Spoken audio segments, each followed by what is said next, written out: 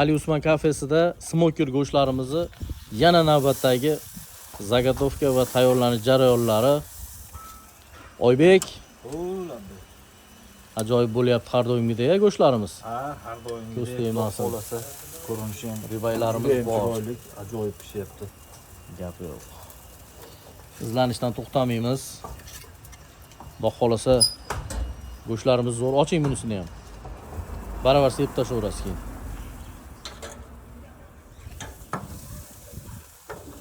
Qani. Oybeklar. Bay. Javlon aka, o'tni kuchaytiring. Laqimlar bular. Rulet bilan. Laqimlar, rulet, indeyka, til. Zilepa, nima yangiliklar, nima gaplar? Assalomu alaykum.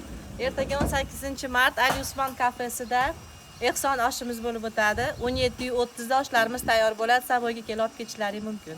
O'rtoqlar, ertaga yana qaytaraman Zilepamni gapini. 18-martga ehson osh qilyapmiz. Soat 17:30 ga tayyor bo'ladi. Bemalol Saboyga faqat xohlagan odam kelib 7 yoshdan 70 yoshgacha deydi-yu, kelib olib ketishlaring mumkin. Sog' bo'linglar, hammalaringni kutamiz. Bundan tashqari go'shtlarimiz ham, mana bu ko'za sho'rvalarimiz ham tayyor bo'lyapti. Kelib kafeda o'tirib yegani, bular ham to'xtagani yo'q. Sog' bo'linglar, hammalaringni kutamiz.